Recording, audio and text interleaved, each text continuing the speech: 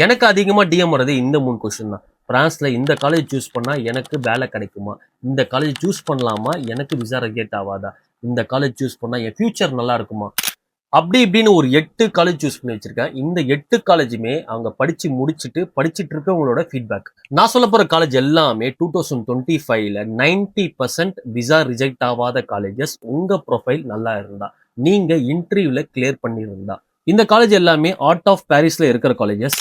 நான் சொல்ற காலேஜ் எல்லாமே every 3 month job dating conduct பண்ணிட்டு இருக்காங்க. இது அங்க படிக்கிற ஸ்டூடெண்டோட ஃபீட்பேக். நான் இந்த 8 காலேஜ் சூஸ் பண்றது காரணமே இந்த 3 விஷயம் தான். இந்த 8 காலேஜுமே ட்ரிபிள் க்ரௌன் அக்ரெடிடேஷன் வச்சுக்கிற காலேஜஸ், பிரான்ஸ்ல ஸ்டாண்டர்டான காலேஜஸ். இந்த காலேஜ் எல்லாமே பட்ஜெட் ஃப்ரெண்ட்லியா இருக்கும். 10,000 யூரோல இருந்து 22,000 யூரோஸ் வரையும் இருக்கும். கோர்ஸ் கம்ப்ளீட் ஆனதுக்கு அப்புறம் 2 வருஷம் ஸ்டே பேக் விசா தருவாங்க. ஒர்க் தேடிக்கலாம், இல்ல பிசினஸ் பண்றதா இருந்தாலும் பண்ணலாம்.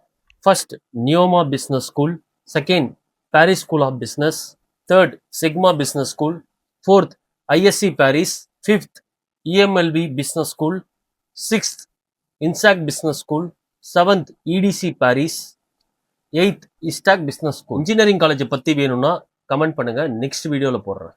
எந்த காலேஜ்ல படிச்சிருந்தா சரி, எண்ட் ஆஃப் த டே நீங்க தான் வேலை தேடியே ஆகணும். ஒரு நாள் கூட வேஸ்ட் பண்ணாம ட்ரை பண்ணிட்டே இருங்க. அந்த ஒரு நாள் உங்க லைஃபையே மாத்திடும். உனக்கு தேவைன்னா அதுக்காக ட்ரை பண்ணாம இருக்கான் தப்பு. ஒரு விஷயம் சொல்றேன், அவ்வளோ பேரு கனவோட இருக்காங்க. இந்த பிரான்ஸ் மண்ணில் காலை வச்சிட மாட்டாங்க. உங்ககிட்ட அந்த டிக்கெட் இருக்கு.